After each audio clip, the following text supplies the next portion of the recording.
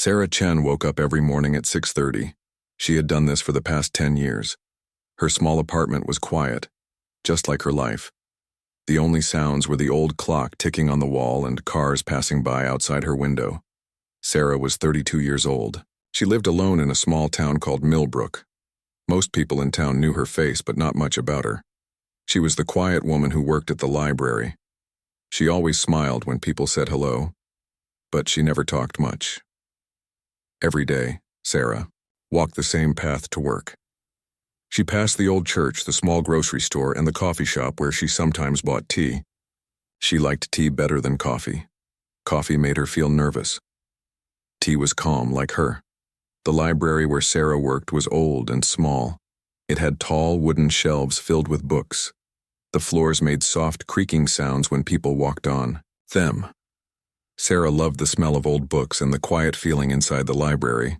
It was her safe place. Sarah had worked at the library since she was 22. She started as a helper and slowly became the main librarian. She knew where every book belonged. She could help anyone find what they were looking for. But most of the time, she sat at her desk and organized papers or fixed books that were torn. Sarah's job was perfect for her because she did not like crowds or loud noises. She preferred being alone with books. Books were safe. They did not ask questions or expect her to be someone different. She could read about other people's adventures without having to go on any herself. At lunchtime, Sarah always ate the same thing. She brought a sandwich from home and ate it at her desk. Sometimes she read while she ate. Other times she just looked out the window at the people walking by. She wondered what their lives were like, but she never felt brave enough to find out. Sarah's apartment was on the second floor of an old building. It had one bedroom, a small kitchen, and a living room. The walls were painted white, and she had put up a few pictures of flowers. She liked flowers because they were pretty but did not need much attention. The most interesting thing in Sarah's apartment was something she never used. In the corner of her living room sat an old piano. It was made of dark brown wood and had yellow keys that looked old. The piano had belonged to her grandmother. Sarah's grandmother had died 5 years ago. She left the piano to Sarah because Sarah was her only grandchild. Sarah remembered her grandmother playing the piano when she was little. Her grandmother would play songs and sing along. Sarah used to sit next to her and listen, but Sarah had never learned to play the piano herself. When she was young, her parents could not afford music lessons. They worked 2 jobs each just to pay for food and rent. There was no money left for things like piano lessons or music books. Sarah's parents always said music was for rich people. They told her she should focus on school and getting a good job. Music was nice to listen to, but it would not pay the bills. Sarah believed them. She stopped dreaming about playing piano when she was 10 years old. Now the piano just sat in her apartment like a piece of furniture. Sarah used the top of it to hold books and mail. Sometimes she looked at it and remembered her grandmother, but she never thought about playing it. She was sure she had no musical talent at all. Sarah had tried once, right after her grandmother died. She sat on the piano bench and pressed a few keys. The sounds were random and ugly. She felt embarrassed, even though no one was watching. She closed the piano and never tried again. People at work sometimes talked about music. They talked about concerts they went to or songs they liked on the radio. Sarah just listened and nodded. She never had anything to add to these conversations. Music felt like a foreign language to her. Sarah's life was simple and predictable. She woke up, went to work, came home, read books, and went to bed. On weekends, she cleaned her apartment, bought groceries, and read more books. She had a few people she called friends, but she did not see them often. Maria was Sarah's closest friend. Maria also worked at the library, but she was different from Sarah. Maria was loud and friendly. She talked to everyone and knew all the town gossip. Maria often tried to get Sarah to go out with her, but Sarah usually said no. Sarah was not sad about her quiet life. She thought it was better to be alone than to feel uncomfortable around other people. She had everything she needed. She had a job, a home, and books to read. What more could she want? But sometimes late at night, Sarah wondered if there was more to life. She wondered what it would feel like to be good at something special. She wondered what it would be like to have people notice her for something other than being quiet. These thoughts usually came when she heard music playing from other apartments. Someone downstairs had a radio that was sometimes too loud. Sarah would hear songs playing and feel something strange in her chest. It was not sadness exactly, but it was not happiness either. It was like hunger, but not for food. Sarah never told anyone about these feelings. She thought they were silly. She was 32 years old and had a good life. She should be grateful for what she had instead of wishing for impossible things. The piano in her living room seemed to watch her during these moments. Its dark wood gleamed in the lamplight. The keys seemed to be waiting for something, but Sarah always looked away and went to bed. She had long ago accepted that some dreams were not meant for people like her. Sarah believed that special talents were like magic. Some people were born with them, and some people were not. She was definitely in the second group. She was ordinary, and that was okay. Or at least, that is what she told herself every day. But life has a way of surprising people when they least expect it. Sarah's quiet, predictable world was about to change in ways she could never imagine. The piano that had sat silent for 5 years was about to become the key to unlocking a secret Sarah did not even know she had. For now, though, Sarah lived her simple life in her small town, never knowing that inside her was something extraordinary waiting to be discovered. It was a Tuesday morning when Maria rushed into the library with a big smile on her face. Sarah looked up from the book she was fixing. Maria's eyes were bright with excitement, which usually meant she had some new project or idea. "Sarah, you have to help me," Maria said, dropping her bag on the counter with a loud thud. The sound made Sarah jump a little. She was not used to sudden noises in the quiet library. "Help with what?" Sarah asked. She put down her book and looked at Maria. Maria was always asking for help with something. Last month it was organizing a book drive. Before that it was helping plan a birthday party for another coworker. "The community center needs volunteers for their charity event next month," Maria said. She pulled out a bright yellow paper from her bag. "They're trying to raise money for the children's hospital. Isn't that wonderful?" Sarah nodded. It did sound like a good cause, but she already knew what was coming next. Maria would want her to help somehow. Sarah preferred to help in ways that did not involve being around lots of people. "I told them we would both volunteer to help with the setup," Maria continued. "You know, arranging chairs, putting up decorations, that sort of thing. It will be fun." Sarah felt a little relieved. Setting up chairs and decorations was something she could do. It did not require talking to many people or being the center of attention. She could work quietly in the background. "Okay," Sarah said. "I can help with setup." Maria clapped her hands together. "Great. There's a planning meeting this Thursday at 7 o'clock. Can you come with me?" Sarah's stomach felt tight. She did not like meetings. Meetings meant sitting in a room full of people she did not know well. It meant people might ask her questions or expect her to share ideas. But Maria looked so happy and hopeful. "I guess so," Sarah said quietly. Thursday evening came quickly. Sarah put on her best dress and walked to the community center with Maria.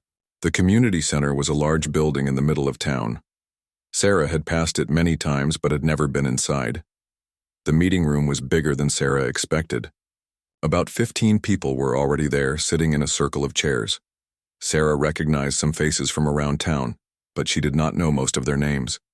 She followed Maria to 2 empty chairs and sat down quietly. The meeting leader was a woman named Mrs. Patterson. She was about 60 years old with gray hair and a loud, cheerful voice. She thanked everyone for coming and started talking about the charity event. "We want to make this the best charity event our town has ever seen," Mrs. Patterson said. "We're planning to have food booths, games for children, and a talent show." Sarah listened as Mrs. Patterson talked about all the different parts of the event. There would be people selling homemade pies and cookies. There would be games like ring toss and face painting for kids. It all sounded very busy and crowded. "Now, let's talk about the talent show," Mrs. Patterson said. "This is where we need the most help. We need people to perform. We have a few people signed up already, but we need more acts." Sarah felt uncomfortable. She hoped no one would look at her or expect her to volunteer to perform. She was only there to help with setup, not to be in front of people. Mrs. Patterson started reading from a list. We have the church choir singing 2 songs. We have Jenny Miller doing a dance routine. We have the high school drama club performing a short play. Sarah counted in her head. That was only 3 acts. Mrs. Patterson looked worried as she continued reading. We had more people signed up, but 3 of them had to cancel this week, she said. We really need at least 2 more acts to make the talent show interesting. The room was quiet for a moment. Sarah could see people looking around at each other. Everyone seemed to be hoping someone else would volunteer. Does anyone here sing or dance or play an instrument? Mrs. Patterson asked hopefully. More silence. Sarah stared at her hands in her lap. She definitely could not sing or dance. She had never performed anything in front of people in her entire life. We don't need anything fancy, Mrs. Patterson said. Her voice sounded a little desperate now. Even someone playing a simple song on guitar or piano would be perfect. Sarah heard the word piano and felt a strange flutter in her stomach. She thought about the old piano sitting in her living room, but she quickly pushed the thought away. She could not play piano at all. Come on, everyone, Maria said suddenly. Surely someone here has some kind of talent they could share. More uncomfortable silence filled the room. Sarah could tell Mrs. Patterson was getting worried. The charity event was only 4 weeks away, and they did not have enough people for the talent show. What about you, dear? Mrs. Patterson said, looking directly at Sarah. Do you have any musical talents? Sarah's face turned red. Everyone in the room was now looking at her. She felt like she could not breathe properly. No, she said quietly. I don't have any talents like that. Oh, come on, Maria said, smiling at Sarah. Don't be so modest. You must be good at something. Sarah shook her head quickly. Really, I'm not. I can't sing or dance or play any instruments. What about that? Piano in your apartment? Maria asked. I remember you mentioning it once. Sarah's heart started beating faster. She wished Maria had not said that. Now everyone was looking at her with interest, like maybe she could help solve their problem. I don't play piano, Sarah said firmly. It was my grandmother's piano. I just have it as furniture. Mrs. Patterson's eyes lit up. But you have access to a piano. That's wonderful. You could learn a simple song in 4 weeks. It doesn't have to be anything complicated. I really can't, Sarah said. Her voice was getting smaller and smaller. She wanted to disappear. What about Twinkle, Twinkle, Little Star? Mrs. Patterson suggested. Everyone knows that song. It only uses a few notes. I'm sure you could learn it with a little practice. Other people in the room started nodding and smiling. They thought this was a great solution. Sarah felt trapped. She looked at Maria for help, but Maria was nodding too. That's a perfect idea, Maria said. Sarah, you're always so good at learning new things. I bet you could figure out how to play a simple song. But I've never played piano before, Sarah said weakly. Everyone has to start somewhere, Mrs. Patterson said kindly. And we're not asking for a concert performance. Just a simple, little tune. It would help us out so much. Sarah looked around the room. Everyone was looking at her with hopeful faces. She could tell they really needed her help. The charity was for sick children. How could she say no to helping sick children? I don't know, Sarah said. Please, Mrs. Patterson said. We're really desperate. You would be helping raise money for kids who need medical care. Sarah felt the weight of everyone's expectations. She thought about the children in the hospital who would benefit from the money raised at the event. She thought about how disappointed everyone would be if she said no. It's just one simple song, Maria whispered to her. How hard could it be? Sarah's mind was racing. She knew she could not play piano, but everyone seemed so sure she could learn. Maybe they were right.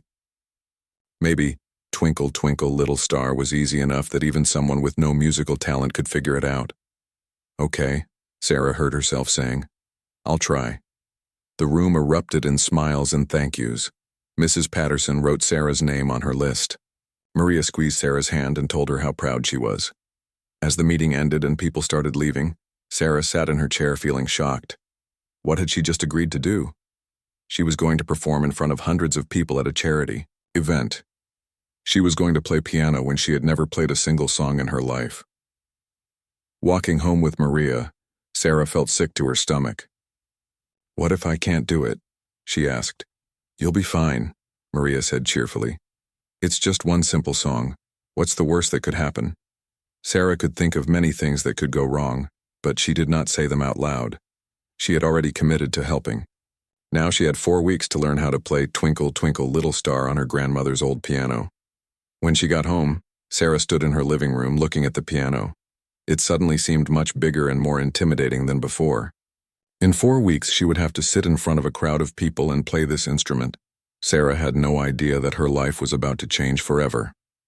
The next morning, Sarah woke up with a heavy feeling in her chest. For a moment, she could not remember why she felt worried. Then it all came back to her. The charity event. The piano performance. The promise she had made to people she barely knew. Sarah got ready for work as usual, but her mind kept going back to the piano in her living room. She had 4 weeks to learn how to play Twinkle, Twinkle, Little Star. It seemed impossible, but she had already said yes. There was no backing out now. At work, Maria was full of energy and excitement. "I'm so proud of you for volunteering to perform," she said as soon as Sarah walked in. "You're going to be amazing." Sarah tried to smile, but inside she felt scared.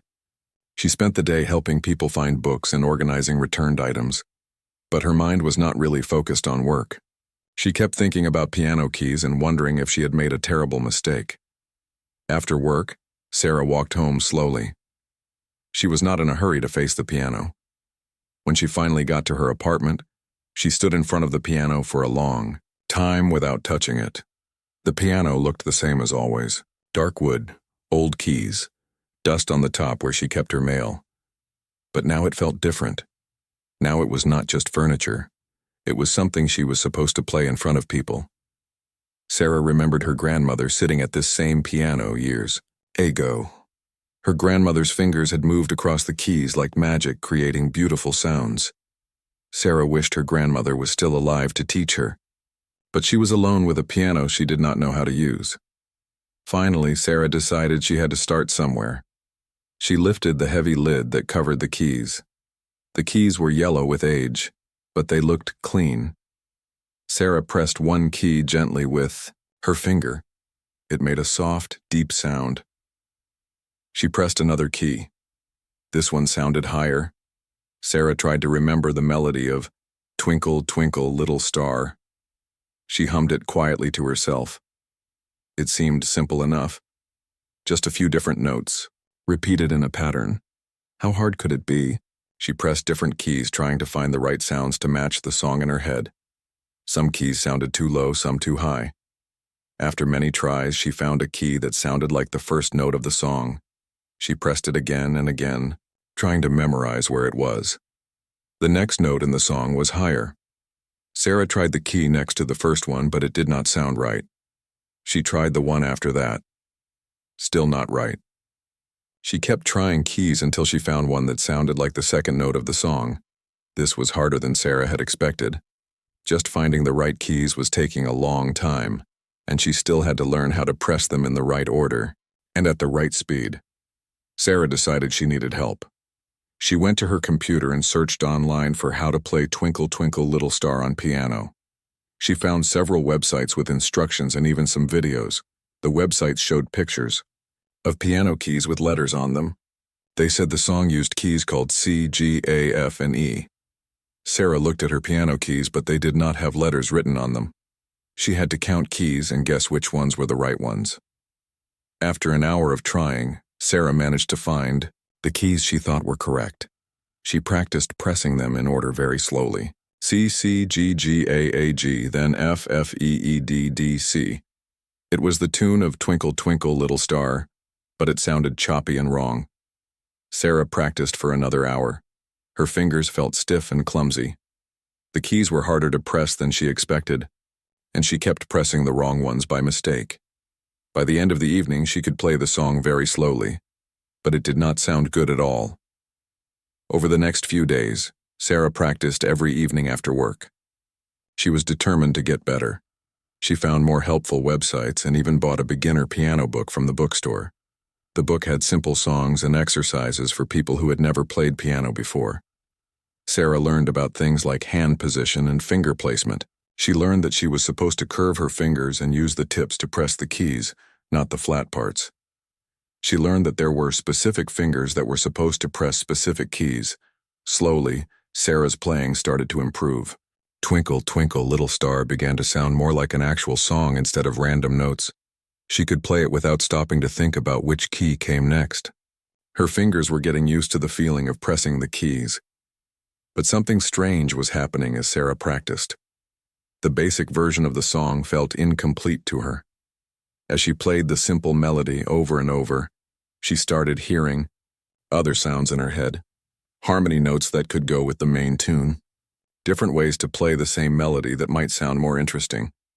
At first, Sarah tried to ignore these thoughts.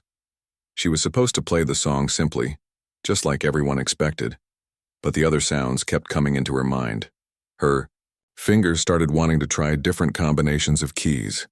One evening, after playing the basic version of the song 10 times in a row, Sarah could not resist trying something different. Instead of pressing just one key at a time, she tried pressing 2 keys together. The sound was richer and more full than the single notes. Sarah experimented with different combinations of keys. Some sounded beautiful together, others sounded wrong and harsh.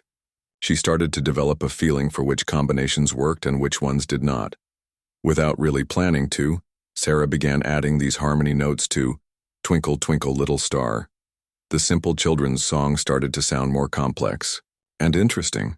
She found herself playing little decorations and variations that made the melody more beautiful. Sarah told herself she was just experimenting. For the actual performance, she would play the song the simple way everyone expected. But during her practice time, she enjoyed exploring these other sounds and possibilities. As the days passed, Sarah's confidence grew. She could now play Twinkle, Twinkle, Little Star easily without looking at her hands or thinking about which finger to use.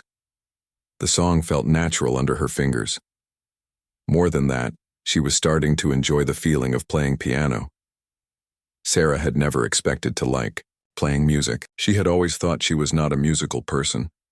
But sitting at her grandmother's piano in the evenings, creating sounds and melodies, felt surprisingly satisfying.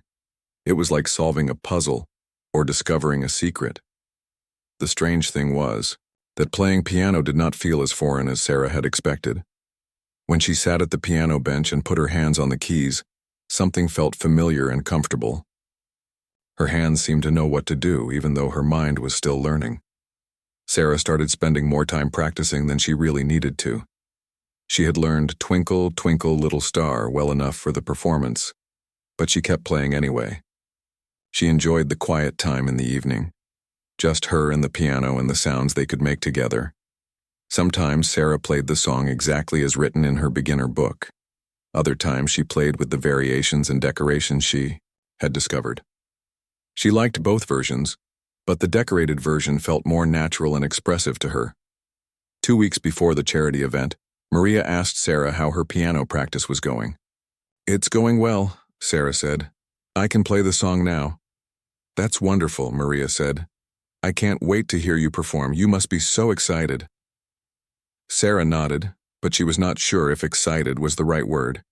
She felt nervous about performing in front of people, but she also felt something else, something that might have been excitement, but it was mixed with other feelings she did not understand. Sarah had started having dreams about playing piano.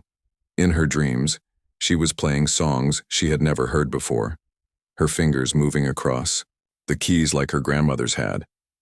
She always woke up from these dreams feeling strange, like she had forgotten something important. With 2 weeks left until the performance, Sarah felt ready to play Twinkle, Twinkle, Little Star for the charity event, but she also felt like she was just beginning to discover something much bigger than a simple children's song. Something was awakening inside her, something that had been sleeping for 32 years. Sarah did not know it yet, but her grandmother's piano was about to reveal a secret that would change her life forever. The day of the charity event arrived faster than Sarah had expected. She woke up that morning with butterflies dancing in her stomach. For weeks, she had been practicing Twinkle, Twinkle, Little Star every evening, and now the time had come to play it in front of real people. Sarah had barely slept the night before. Every time she closed her eyes, she imagined herself sitting at the piano on stage with hundreds of people watching her. In some of her thoughts, everything went well. In others, she forgot how to play or made terrible mistakes that embarrassed everyone. She got dressed carefully, choosing a simple blue dress that made her feel comfortable. Sarah looked at herself in the mirror and tried to give herself a pep talk. "It's just one song," she whispered. "You know how to play it. It will be over in 2 minutes." But her hands were shaking, and her heart was beating too fast. Sarah had never performed anything in front of people before. The most attention she had ever gotten was when someone asked her to help them find a book at the library. Maria picked Sarah up at 3 o'clock to go to the community center together. "You look perfect," Maria said with a big smile. "Are you excited?" "I'm terrified," Sarah admitted honestly. "That's normal," Maria said. "All performers get nervous before they go on stage. But once you start playing, the nervousness will go away." Sarah hoped Maria was right, but she was not convinced. The drive to the community center seemed both too long and too short. Sarah wanted more time to prepare, but she also wanted to get it over with. The community center looked different than usual. There were colorful banners hanging outside and balloons tied to the entrance doors. Cars filled the parking lot, and Sarah could see families walking toward the building with children running ahead of them. Inside, the main hall had been transformed for the event. Tables were set up around the edges with people selling baked goods, handmade crafts, and raffle tickets. In the center of the room, chairs were arranged in rows facing a small stage at the front. Sarah's stomach dropped when she saw the stage. It was higher than she had imagined, with bright lights shining down on it. In the center of the stage sat an old upright piano similar to her grandmother's but painted black instead of brown. "There's your piano," Maria said, pointing toward the stage. "It looks nice, doesn't it?" Sarah nodded, but she could not speak. The piano looked huge and intimidating under the stage lights.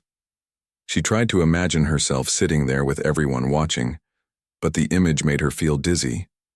Mrs. Patterson appeared beside them, looking busy and stressed.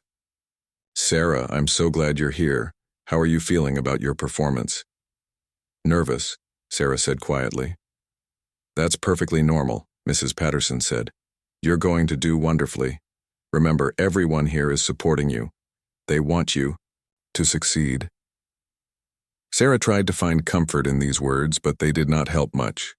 She watched as the hall filled with more and more people, families with young children, older couples, teenagers, and people she recognized from around town. There had to be at least 200 people already, and more were still arriving. The talent show was scheduled to start at 4 o'clock. Sarah was the fourth act, which meant she had to sit through 3 other performances while getting more and more nervous. At 4 o'clock, Mrs. Patterson walked onto the stage with a microphone. She welcomed everyone to the charity event and explained how the money raised would help the children's hospital. Then she introduced the first act. The church choir walked onto the stage wearing matching blue robes. There were 12 people in the choir, and they looked confident and professional. They sang 2 beautiful hymns with perfect harmony. The audience clapped enthusiastically when they finished. Sarah watched from her seat in the 3rd row, amazed by how comfortable the choir members looked on stage. They smiled while they sang and seemed to enjoy being in front of the crowd. Sarah could not imagine ever feeling that relaxed while performing. The second act was Jenny Miller, a teenage girl who did a modern dance routine to a popular song. She wore a sparkly costume and moved with grace and energy. The audience loved her performance, especially the younger people who cheered and whistled when she finished. Sarah felt more intimidated with each act. These people were real performers, with years of experience and training. What was she doing here with her simple children's song that she had learned in just 4 weeks? The third act was the high school drama club performing a scene from a famous play. The students had memorized long speeches and moved around the stage with confidence. They made the audience laugh and gasp at all the right moments. When they finished, they received a standing ovation. Sarah's heart was pounding so hard she was sure people could hear it. She was next. In just a few minutes, she would have to walk onto that stage and sit at that piano in front of all these people who had just watched 3 amazing performances. Mrs. Patterson walked back onto the stage with the microphone. Our next performer is Sarah Chen, who works at our local library. Sarah is going to play a beautiful piano piece for us today. Sarah heard her name and felt like she might faint. People in the audience turned to look for her, and she could feel their eyes searching the crowd. Maria squeezed her hand and whispered, "Go get them." Somehow, Sarah managed to stand up and walk toward the stage. Her legs felt weak and shaky, like they might not hold her weight. The few steps up to the stage seemed like climbing a mountain. Everything felt like it was happening in slow motion. The stage lights were even brighter than they had looked from the audience.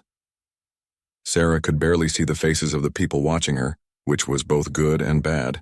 Good because she could not see their expressions, but bad because she felt like she was performing for a giant, invisible crowd. Sarah walked to the piano and sat down on the bench. Her hands were trembling as she adjusted the seat height. She looked down at the keys and tried to remember which ones she needed to press for Twinkle, Twinkle, Little Star. The audience was completely quiet, waiting for her to begin. Sarah could hear her own heartbeat and breathing. She placed her hands over the keys in the position she had practiced hundreds of times in her apartment. Just play it simply, she told herself. The basic version. Nothing fancy. Get through it and get off the stage. Sarah took a deep breath and pressed the first key. The sound rang out clearly in the quiet hall. C. The beginning of Twinkle, Twinkle, Little Star. She pressed it again. C, then the next note. C, then G, but something unexpected was happening. As Sarah played the familiar opening notes, she felt a strange calmness washing over her. The nervousness did not disappear completely, but it was being replaced by something else. A feeling of rightness, like this was exactly where she was supposed to be. Her fingers found the keys easily without her having to think about it. The simple melody of Twinkle, Twinkle, Little Star flowed from the piano clearly and smoothly. Sarah had played it thousands of times during her practice sessions, but it had never sounded quite like this. The piano on the stage had a richer, fuller tone than her grandmother's old instrument at home. Each note seemed to hang in the air, a little longer, creating a warm, pleasant sound that filled the entire hall. As Sarah played, she became aware that something was changing inside her. The simple children's song that she had planned to play was still there, but her fingers wanted to do more with it. They wanted to add the decorations and variations she had discovered during her practice sessions. Sarah tried to stick to the basic version, but her hands seemed to have their own ideas. Without her conscious permission, her left hand began adding simple harmony notes below the melody. Her right hand started adding little flourishes and decorations that made the tune more interesting. No, Sarah thought to herself. Keep it simple, just play it the way you planned. But her hands would not listen to her mind. They kept finding beautiful combinations of notes that turned the simple children's song into something richer and more complex. And the strange thing was, it felt completely natural. It felt like this was how the song was meant to be played. Sarah was no longer consciously controlling what she played. Her hands moved across the keys with a confidence and skill that she had never felt before. The music seemed to be coming from somewhere deep inside her, some place she had never known existed. The audience, which Sarah had forgotten about completely, sat in stunned silence as the simple piano piece they had expected became something extraordinary. What had started as Twinkle, Twinkle, Little Star was transforming into a beautiful, complex musical journey that none of them had anticipated. And Sarah, sitting at the piano with tears beginning to form in her eyes, realized that something incredible was happening to her. As Sarah's hands moved across the piano keys, something magical was happening that she did not understand. The simple melody of Twinkle, Twinkle, Little Star was still there, but it was becoming something completely different. Her fingers were finding notes and combinations that she had never learned or practiced. What started as a basic children's song was transforming into a complex, beautiful piece of music. Sarah's left hand was playing deep, rich chords that supported the melody in ways she had never imagined. Her right hand was dancing across the higher keys, adding decorations and variations that seemed to come from nowhere. Sarah felt like she was watching someone else play the piano. Her hands knew exactly where to go and which keys to press, but her mind had no idea how they knew. It was as if 32 years of musical knowledge had suddenly appeared in her fingers, without ever passing through her brain. The music flowed out of the piano like water, each note connecting perfectly to the next. Sarah found herself playing techniques that she had never heard of, let alone learned. Her fingers were rolling across chords, creating cascading sounds that filled the community center with rich, warm tones. Twinkle, Twinkle, Little Star was now just the foundation for something much more sophisticated. Sarah was improvising, though she did not know that was the word for what she was doing. She was taking the simple melody and exploring every possible variation, every beautiful way it could be expressed. Her hands moved with impossible confidence. They stretched across the keys to reach notes that created perfect harmonies. They found rhythms that made the music swing and dance. They discovered chord progressions that added depth and emotion to the familiar tune. Sarah was no longer aware of the audience or the stage lights or her nervousness. She was lost in the music, completely absorbed in the sounds she was creating. Playing piano felt as natural as breathing. More natural than breathing. It felt like coming home to a place she had never known she belonged. The music began to take on different emotions and colors. Sometimes it was gentle and delicate like a lullaby. Then it would become bold and confident, with powerful chords that resonated through the hall. Sarah's hands seemed to know exactly how to create each mood and feeling.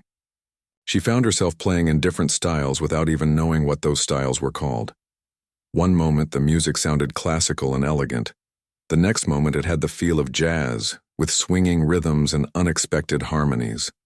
Then, it became something that sounded almost like a folk song, simple and heartfelt. All of this was happening without Sarah making any conscious decisions about what to play next. Her hands were following musical instincts she never knew she had. They were having conversations with each other, the left hand setting up questions that the right hand would answer, then switching roles and playing musical games. The piano seemed to come alive under Sarah's touch. Every key responded exactly the way she wanted it to. The instrument felt like an extension of her own body, expressing thoughts and feelings that she could not put into words, but could somehow put into music. As the improvisation continued, Sarah began to realize that something extraordinary was happening. This was not just someone learning to play a simple song. This was music making at a level that should have taken years of study and practice to achieve. But somehow she was doing it naturally, as if she had been born knowing how. The audience in the community center had gone completely silent. People who had been expecting a basic rendition of Twinkle, Twinkle, Little Star were witnessing something they had never heard before. Many of them had never heard piano playing of this quality outside of professional concerts. Children who had been fidgeting in their seats were now sitting perfectly still, mesmerized by the sounds coming from the stage. Adults who knew nothing about music could tell they were hearing something special. People who did know about music were sitting with their mouths open, unable to believe what they were witnessing. Dr. Elizabeth Harper, a retired music professor who had moved to Millbrook the previous year, was sitting in the 5th row with tears streaming down her face. She had spent her entire career teaching piano and listening to student performances. What she was hearing now was not the work of a beginner. It was not even the work of an advanced student. This was the playing of someone with extraordinary natural talent. Sarah was now playing variations that were far beyond anything written in beginner piano books. She was creating complex musical structures, building tension, and then releasing it, taking the audience on an emotional journey that none of them had expected when they came to a charity event in a small town. The simple melody of Twinkle, Twinkle, Little Star kept appearing throughout the performance, but each time it was dressed in different musical clothing. Sometimes it was played high and light, like bells ringing. Other times it was deep and powerful, like a church organ. Sarah was showing the audience dozens of ways that the same melody could be expressed. Her fingers were moving faster now, not because the music was rushed, but because they had so many musical ideas to express. Complex runs of notes cascaded, from the high end of the piano to the low end and back again, Chords were building on top of each other, creating rich, full harmonies that filled every corner of the hall. Sarah felt like she was channeling something much bigger than herself. The music was coming through her, but it did not feel like it was coming from her. It felt ancient and new at the same time. It felt like music that had always existed somewhere in the universe, and she was just the instrument that was allowing it to be heard. As the improvisation reached its peak, Sarah's hands were playing, things that should have been impossible for someone who had started learning piano just 4 weeks ago. She was playing octaves and arpeggios and complex chord progressions with the ease of someone who had studied music their entire life. The music began to build toward what felt like a natural conclusion. Sarah could sense that this magical experience was approaching its end, and part of her wanted to keep playing forever. But another part of her understood that the music itself was telling her when it was time to finish. She brought the improvisation back to the simple, familiar melody one last time. But now, after everything the audience had heard, "Twinkle, Twinkle, Little Star" sounded different. It sounded profound and meaningful, like a truth that everyone had always known but had forgotten until this moment. Sarah played the final notes with perfect clarity and timing. The last chord rang out in the silent hall, and then there was complete silence. Not the silence of people waiting for more music, but the silence of people who had just experienced something that left them speechless. Sarah lifted her hands from the keys and looked out at the audience for the first time since she had started playing. What she saw in their faces told her that something incredible had just happened, even though she still did not understand what that something was. The silence stretched for what felt like hours, but was probably only a few seconds. Then, someone in the back of the hall began to clap. The first person who started clapping was an elderly man sitting in the back row. His applause broke the spell of silence that had fallen over the community center. Within seconds, the entire audience erupted into the most enthusiastic applause Sarah had ever heard. But this was not ordinary clapping. People were not just putting their hands together politely like they had for the previous acts. They were clapping with real passion and excitement. Many people were standing up from their seats, giving Sarah a standing ovation. Sarah sat at the piano bench, completely confused by the reaction. She looked out at the sea of faces, trying to understand what was happening. People were smiling and crying at the same time. Some were shaking their heads in amazement. Others were turning to the people next to them with expressions of shock and wonder. The applause went on and on. Sarah had expected polite clapping for about 10 seconds, maybe 15 if she was lucky. But this applause continued for more than a minute. People did not seem ready to stop. They were calling out things like bravo and amazing and more.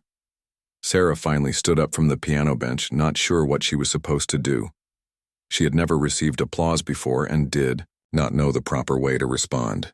She gave a small wave to the audience, which made them cheer even louder. Mrs. Patterson appeared on the stage beside Sarah with tears in her eyes. She put her arm around Sarah's shoulders and leaned into the microphone. "Ladies and gentlemen, Sarah Chen," she announced, though her voice was shaky with emotion. The applause continued as Sarah walked off the stage on unsteady legs. She felt like she was in a dream or watching someone else's life unfold. Nothing that had just happened made sense to her. She had planned to play "Twinkle, Twinkle, Little Star" simply and quickly, then disappear back into the audience. Instead, something completely unexpected had occurred. Before Sarah could make it back to her seat, she was surrounded by people. They pressed in around her with excited faces, all trying to talk to her at once. "That was incredible," said a woman Sarah recognized from the grocery store. "I had no idea you were such a talented musician." "Where did you study piano?" asked a man she had never seen before. "You must have trained at a conservatory." "My daughter has been taking piano lessons for 5 years, and she can't play anything like that," said another parent. "You have an extraordinary gift." Sarah tried to answer their questions, but she was overwhelmed by all the attention. "I just learned that song a few weeks ago," she said quietly, but people did not seem to believe her. "Oh, come on," laughed one of the women. "You're being modest. You've obviously been playing piano for years and years." "No, really," Sarah said, her voice getting smaller as more people gathered around her. "I had never played piano before last month. I was just trying to play Twinkle, Twinkle, Little Star. This statement caused even more excitement and confusion. People looked at each other with raised eyebrows, clearly thinking Sarah was joking or being extremely humble. That was not just Twinkle, Twinkle, Little Star, said a teenage boy who played guitar in a local band. That was like professional-level improvisation. You were doing things that I've only heard on jazz albums. Sarah did not know what improvisation meant, and she had never listened to jazz albums. She was starting to feel panicked by all the people and all the questions. She looked around desperately for Maria or someone else who could help her escape from the crowd. Dr. Elizabeth Harper pushed through the group of people surrounding Sarah. She was a small woman in her 70s with white hair and kind eyes behind wire-rimmed glasses. "Excuse me," she said firmly to the crowd. "I need to speak with Sarah privately." Something in Dr. Harper's voice made people step back and give them space. She took Sarah's arm gently and guided her away from the crowd toward a quieter corner of the hall. "My dear," Dr. Harper said, looking directly into Sarah's eyes. "I'm Dr. Elizabeth Harper. I taught piano at the university for 40 years before I retired. What you just did up there was extraordinary." Sarah shook her head. "I don't understand what happened. I was trying to play a simple song, but my hands kept doing other things. I couldn't control it." Dr. Harper's eyes widened with interest. "You couldn't control it? What do you mean?" "I had planned to just play the basic version of Twinkle, Twinkle, Little Star," Sarah explained. "That's all I know how to play. But when I got up there, my hands started playing notes I had never learned. It felt like someone else was moving. My fingers." Dr. Harper was quiet for a long moment, studying Sarah's face carefully. "How long have you been playing piano?" she asked. 4 weeks, Sarah said. "I had never touched a piano before last month, except once when I was little." "That's impossible," Dr. Harper said softly, but not in a way that suggested she did not believe Sarah. She sounded like someone who had just witnessed something that challenged everything she thought she knew about music and learning. "What you played up there," Dr. Harper continued, "included advanced techniques that take most students years to master. You were improvising complex variations, using sophisticated chord progressions, and demonstrating a level of musical understanding that I've rarely seen in my entire career." Sarah felt more confused than ever. "But I don't know anything about music. I don't know what those words mean." Dr. Harper looked at Sarah with an expression of growing amazement. "My dear, I think you may have what we call perfect pitch, and possibly something even rarer. Have you ever been tested for musical abilities?" "No," Sarah said. "I always thought I had no musical talent at all." "Would you be willing to come to my house tomorrow?" Dr. Harper asked. "I have a piano there and I would like to do a few simple tests. What happened today is extremely unusual, and I think we need to understand it better." Sarah was about to answer when Maria appeared beside them, her face glowing with excitement and pride. "Sarah, I can't believe what just happened. You were amazing. Why didn't you tell me you were such an incredible pianist?" "I'm not," Sarah said weakly. "I don't know what happened up there." Maria laughed and hugged her friend. "Stop being so modest. You just gave the most beautiful piano performance I've ever heard. Everyone is talking about you. Mrs. Patterson says this is the most successful charity event they've ever had because everyone is so excited about discovering a hidden talent right here in our own town." Sarah looked around the hall and realized that Maria was right. Instead of leaving after the talent show ended, most people were still there, talking animatedly in groups. Many of them kept looking over at Sarah and pointing. She heard fragments of conversations about her performance as people walked by. That was professional quality playing. "I've never heard anything like it. She says she just learned 4 weeks ago. Can you believe that? We have a real musician living right here in Millbrook." Sarah felt overwhelmed by all the attention and praise. She was used to being invisible, to blending into the background wherever she went. Now suddenly everyone wanted to talk to her and ask her questions about music that she could not answer. Dr. Harper touched Sarah's arm gently. "Think about my offer," she said. "I really would like to help you understand what happened today. This kind of musical ability is very rare, and you deserve to know more about your own gifts." As the evening wound down and people began to leave, Sarah found herself in the strange position of being the center of attention. People kept coming up to congratulate her and ask when they could hear her play again. Several people asked if she gave piano lessons or performed at weddings and parties. Sarah tried to explain that she was just a librarian who had learned one song for a charity event, but no one seemed to believe her. They all assumed she was being humble about years of musical training and experience she had never actually had. Walking home with Maria that evening, Sarah felt like her entire world had shifted. She had gone to the community center as a quiet, invisible person who helped with setup and played a simple children's song.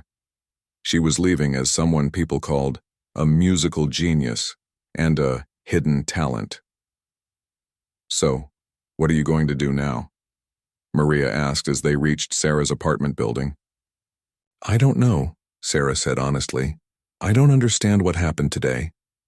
"Maybe it's time to find out," Maria suggested. "That lady, Dr. Harper, seemed to know a lot about music. Maybe she can help you figure out what's going on." Sarah looked up at her apartment window, where she could see the outline of her grandmother's piano waiting for her. For the first time in her life, she felt like that piano might hold answers to questions she had never known she needed to ask. Something had awakened inside her today. Something that had been sleeping for 32 years. And now that it was awake, Sarah knew her quiet, predictable life would never be the same again. Sarah barely slept that night. Every time she closed her eyes, she heard the music from her performance playing in her head. But it was not just the memory of what she had played. Her mind seemed to be creating new music, variations and melodies that she had never heard before, flowing through her thoughts like a river. She kept getting up to look at her grandmother's piano in the living room. In the dim light from the street lamp outside, it looked mysterious and different than before. It was no longer just a piece of furniture that held her mail. It was an instrument that had helped reveal something inside her that she never knew existed. The next morning, Sarah called Dr. Harper and agreed to visit her house that afternoon. She was nervous about the tests Dr. Harper had mentioned, but she needed to understand what had happened to her. She could not stop thinking about the way her hands had moved across the piano keys, playing music that she had never learned. Dr. Harper lived in a small house near the edge of town. When Sarah knocked on the door, Dr. Harper greeted her with a warm smile and invited her into a living room that was filled with music. There were shelves of books about composers and music theory, framed photographs of orchestras and concert halls, and awards and certificates hanging on the walls. But the centerpiece of the room was a beautiful grand piano that gleamed black. In the afternoon sunlight, it was much larger and more elegant than Sarah's grandmother's upright piano. Just looking at it made Sarah feel nervous and excited at the same time. "Please, sit down," Dr. Harper said, gesturing to a comfortable chair near the piano. "I want to ask you a few questions before we start any tests." Sarah sat down and tried to relax, though her heart was beating fast. Dr. Harper sat across from her with a notebook and pen. "Tell me about your family," Dr. Harper said. "Did anyone in your family play music?" "My grandmother played piano," Sarah said. "She was the one who left me the piano I have now, but I never learned from her. She died when I was 12. "What about your parents? Any musical background?" Sarah shook her head. "No. They always said music was for rich people who had time and money for lessons. They worked too hard to think about things like music." Dr. Harper made some notes. "Have you ever noticed that you can sing along with songs on the radio after hearing them just once or twice?" Sarah thought about it. "I guess so, but doesn't everyone do that? Can you tell when someone sings off-key or when a piano is out of tune?" "Yes," Sarah said. "It sounds wrong to me, like fingernails on a chalkboard, but I thought everyone could hear that." Dr. Harper smiled and made more notes. "Not everyone can, my dear. Now, I want to try a few simple tests. Are you ready?" Sarah nodded, though she felt nervous about what the tests might reveal about her. Dr. Harper went to the piano and sat down. "I'm going to play some individual notes, and I want you to tell me the names of the notes. Don't worry if you don't know the names. Just tell me if they sound the same as notes you remember from yesterday." Dr. Harper pressed a key. The note rang out clearly in the quiet room. "That's a C," Sarah said immediately without thinking about it. Dr. Harper's eyebrows rose slightly. Are you sure? Yes, Sarah said. It sounds like the first note of Twinkle, Twinkle, Little Star. Dr. Harper played another note. G, Sarah said before the sound had finished ringing. Another note. A. Another. F. Dr. Harper played 10 more notes in random order, and Sarah identified every single one correctly. Dr. Harper's expression grew more amazed with each correct answer. Sarah, Dr. Harper said slowly, you have perfect pitch. That means you can identify any musical note just by hearing it. Only about 1 in 10,000 people have this ability. Sarah was surprised. Really? It just sounds obvious to me. Each note has its own sound, like different colors. That's exactly how people with perfect pitch describe it, Dr. Harper said. Now let's try something else. Dr. Harper played a simple melody on the piano. Can you play that back to me? Sarah went to the piano and played the melody perfectly after hearing it just once. Dr. Harper played a more complex melody with harmony. Again, Sarah repeated it exactly. Then Dr. Harper played a piece of classical music that Sarah had never heard before. It was much more complicated than anything Sarah had ever attempted. But when Dr. Harper finished, Sarah sat at the piano and played the entire piece back, note for note. Dr. Harper was quiet for a long moment, staring at Sarah with an expression of complete amazement. Sarah, what you just did is impossible for someone who has been playing piano for only 4 weeks. You just memorized and replayed a complex piece by Mozart after hearing it once. This kind of musical memory is extraordinarily rare. Is that what happened to me yesterday? Sarah asked. Some kind of musical memory? It's more than that, Dr. Harper said. Let me show you something. Dr. Harper opened a book of sheet music to a piece Sarah had never seen before. This is a sonata by Beethoven. It's quite difficult. Most piano students would need months or years to learn it properly. I want you to try reading it and playing what you see. Sarah looked at the page of music. She had never learned to read sheet music, but somehow the symbols on the page seemed to make sense to her. The little circles and lines seemed to represent sounds and rhythms that she could hear in her mind. She put her hands on the piano keys and began to play. The music that came out was not perfect. She made some mistakes and had to go slowly in places. But she was actually reading and playing music she had never seen before. Dr. Harper watched in stunned silence as Sarah worked her way through the first page of the Beethoven sonata. When Sarah stopped, Dr. Harper shook her head in disbelief. Sarah, you just sight-read Beethoven without any formal training in reading music. This is extraordinary. What does it all mean? Sarah asked, and why can I suddenly do these things? I've lived 32 years thinking I had no musical talent at all. Dr. Harper closed the music book and looked directly at Sarah. My dear, I believe you have what scientists call musical savant syndrome. It's an extremely rare condition where the brain has an extraordinary natural ability to understand and process music. Savant syndrome, Sarah repeated. I've heard of that. Isn't that what some autistic people have? It can be associated with autism, but not always, Dr. Harper explained. There are cases of people who appear completely normal in every way, except that they have incredible abilities in one specific area: music, mathematics, art, or memory. Dr. Harper stood up and walked to her bookshelf. She pulled out a thick book and brought it back to Sarah. This is a book about musical prodigies and savants throughout history. There have been people who could play complex pieces after hearing them once, or who could improvise at a professional level without formal training. Sarah flipped through the pages of the book, seeing photographs and stories of people who sounded similar to what she had experienced. But why is this happening to me now? Why didn't I know about this before? Musical savant syndrome can remain dormant for years, Dr. Harper explained. Sometimes it's triggered by exposure to music or by emotional stress. Sometimes it just awakens naturally when the person reaches a certain age. In your case, I think touching the piano keys for the first time in your adult life may have been the trigger. Sarah thought about her grandmother and the piano that had sat silent in her apartment for 5 years. My grandmother used to play. Do you think this ability could be inherited? It's possible, Dr. Harper said. There does seem to be a genetic component to musical ability. Your grandmother may have passed something to you that has been waiting to be awakened. Dr. Harper sat down next to Sarah and spoke gently. Sarah, what you have is an incredible gift, but it's also a responsibility. Abilities like yours are so rare that you could help scientists understand how the brain processes music, and you could bring joy to thousands of people through your playing. Sarah felt overwhelmed by the idea.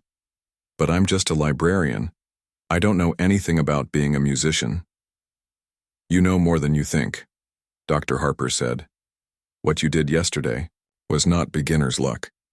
It was the expression of a musical mind that has been waiting 32 years to be discovered. Dr. Harper stood up and walked to her desk. She pulled out a business card and handed it to Sarah. This is the number for the music department at the State University. I want you to call them and ask about their adult music program. You need proper training to develop your abilities. But I have a job, Sarah said. I can't just become a music student. Sarah, Dr. Harper said seriously, you have been given something that most people can only dream of. Perfect pitch, extraordinary musical memory, and natural improvisational ability at a professional level. You owe it to yourself and to the world to see how far this gift can take you. Sarah looked at the business card in her hand. The idea of leaving her quiet, predictable life to study music felt terrifying and exciting at the same time. What if I'm not good enough? She asked quietly. Dr. Harper smiled. My dear, after what I've seen today, I don't think that's going to be a problem. As Sarah walked home that afternoon, she felt like she was seeing her town with completely different eyes. Everything looked the same, but she felt fundamentally different. She was no longer just Sarah Chen, the quiet librarian. 3 months after the charity event, Sarah's life had changed so completely that she sometimes felt like she was living someone else's story. The business card Dr. Harper had given her was now worn from being handled so many times. But Sarah had finally found the courage to make the phone call that would change everything. The conversation with Professor Williams at the State University had been unlike anything Sarah had ever experienced. When she explained what had happened at the charity event and described the tests Dr. Harper had performed, Professor Williams had been quiet for a long time. I need to hear you play, he had said finally. Can you come to the university next week? That visit had been both terrifying and amazing. Professor Williams had Sarah play for a panel of music professors, and their reactions had been similar to Dr. Harper's amazement and disbelief. They had tested her abilities extensively, and the results confirmed everything Dr. Harper had suspected. Sarah had perfect pitch, extraordinary musical memory, and natural improvisational skills that typically took decades to develop. The professors used words like unprecedented and remarkable to describe her abilities. They offered her a full scholarship to study in their adult music program, with the opportunity to work directly with graduate-level students despite never having formal training. The hardest part had been making the decision to take a leave of absence from the library. Sarah had worked there for 10 years, and it was the only job she had ever known. But Maria and her other co-workers encouraged her to pursue this unexpected opportunity. You can always come back to the library, Maria had said, but chances like this don't come along twice in a lifetime. Sarah's first few weeks at the university had been overwhelming. She was surrounded by students who had been studying music their entire lives, people who could discuss composers and musical theory with ease. Sarah felt like she was learning a new language, discovering names for things she could do naturally but had never understood intellectually. But her professors were patient and amazed by her progress. Sarah absorbed years of musical knowledge in weeks. She learned to read sheet music fluently, studied music theory, and began formal piano technique training. Most importantly, she began to understand the gift she had been given and how to use it more effectively. The breakthrough moment came during her 3rd month of study. Professor Williams had assigned her a complex piece by Chopin that typically took advanced students a full semester to master. Sarah learned it perfectly in 2 days. I think you're ready for your first real performance, Professor Williams told her after hearing her play the Chopin piece. The university is hosting a concert series next month, featuring faculty and graduate students. "I'd like you to perform." Sarah's stomach dropped. "But I'm not a real music student yet. I've only been studying for 3 months." "Sarah," Professor Williams said gently, "you may have only been studying formally for 3 months, but your musical understanding is at a level most students never reach. It's time to share your gift with a larger audience." The concert was held in the university's main auditorium, a beautiful hall with perfect acoustics and seating for 800 people. Sarah had never performed in a venue like this, and as the date approached, she felt the familiar nervousness she had experienced before the charity event. But this time was different. She was no longer the confused librarian who had stumbled into musical ability. She was beginning to understand her gift and trust in her abilities. Dr. Harper attended every one of her practice sessions, offering encouragement and guidance. "Remember," Dr. Harper told her the day before the concert, "you're not performing to prove anything to anyone. You're sharing something beautiful that the world needs to hear." The night of the concert arrived. Sarah wore a simple black dress and felt more prepared than she had ever felt for anything in her life. She had chosen to perform a program that showcased different aspects of her abilities: a classical sonata by Mozart, a romantic piece by Chopin, and a jazz-influenced improvisation based on "Twinkle, Twinkle, Little Star," the song that had started it all. As Sarah walked onto the stage, she saw faces in the audience that had become familiar over the past few months. Her professors, her fellow students, Dr. Harper in the front row and Maria, who had driven 2 hours to be there. But there were also many strangers, people who had heard about the remarkable woman who had discovered extraordinary musical abilities at age 32. Sarah sat at the grand piano and felt the same sense of rightness she had experienced at the charity event. This was where she belonged. This was what she was meant to do. She began with the Mozart sonata, playing it with technical precision and musical understanding that demonstrated months of intensive study. The audience listened with respectful attention, appreciating the skill of a promising new performer. Then she moved to the Chopin piece, and something shifted in the auditorium. The romantic, emotionally complex music seemed to flow from Sarah's hands with a depth of feeling that surprised even her professors. This was not just technical competence. This was musical expression at the highest level. But it was the final piece that truly amazed the audience. Sarah's improvisation on "Twinkle, Twinkle, Little Star" began simply, just as it had at the charity event. But this time, Sarah understood what she was doing. She had learned to harness and direct her natural improvisational abilities. What followed was 15 minutes of musical storytelling that took the simple children's song through every possible variation and style. Sarah played it as a classical theme and variations, then as a jazz standard, then as a romantic ballad, and finally as a complex fugue that demonstrated her growing understanding of musical structure. The audience was completely silent throughout, the performance absorbed in the musical journey Sarah was taking them on. When she finished, the silence stretched for several seconds before erupting into the most enthusiastic applause Sarah had ever received. People stood and cheered, calling for encores. Several professional musicians in the audience approached Sarah after the concert with offers to perform with them or study with prestigious teachers in major cities. But the moment that meant the most to Sarah was when a little girl, about 8 years old, came up to her after the concert with her parents. "That was beautiful," the little girl said shyly. "I'm taking piano lessons and I want to play like you someday." Sarah knelt down to the girl's level. "Keep practicing," she said.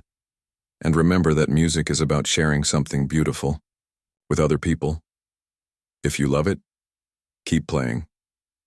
As Sarah walked out of the auditorium that night, she reflected on the incredible journey that had brought her to this point. 1 year ago, she had been a quiet librarian who thought she had no special talents. Now she was being offered opportunities to study with world-renowned teachers and perform with professional orchestras. The scholarship offers started arriving the following week. Prestigious music schools in New York, Boston, and Los Angeles wanted Sarah to join their programs. Recording companies expressed interest in her playing. Concert venues requested performances. Sarah felt overwhelmed by the possibilities, but she also felt a deep sense of gratitude. She thought about her grandmother, who had played piano in her small living room and unknowingly passed on a gift that would change Sarah's life. She thought about the piano that had sat silent for 5 years, waiting for the right moment to reveal its secrets. Most of all, she thought about the charity event where she had been asked to play a simple song and had discovered that she was capable of so much more than she had ever imagined. Sarah chose to continue her studies at a renowned conservatory, where she would work with teachers who specialized in developing exceptional musical talents. But she also made a promise to herself to return to Millbrook regularly, to perform, and to encourage other people to discover their own hidden abilities. 6 months later, Sarah gave a concert at the same community center where her musical journey had begun. The same piano was on the same stage, but everything else had changed. The auditorium was packed with people from all over the state who had heard about the remarkable woman who had discovered her extraordinary gift at age 32. As Sarah sat at the familiar piano and placed her hands on the keys, she thought about how a simple request to play Twinkle, Twinkle, Little Star had unlocked a life she never could have imagined. She had learned that sometimes the most extraordinary gifts are hidden inside ordinary people, waiting for the right moment to be discovered. She began to play, and the music that flowed from her hands told the story of transformation, of hidden potential realized, and of the beautiful truth that it's never too late to discover who you're meant to be. The quiet librarian who had once believed she had no special talents was gone forever. In her place was Sarah Chen, the pianist, sharing her extraordinary gift with a world that needed to hear the music that had been waiting inside her all along.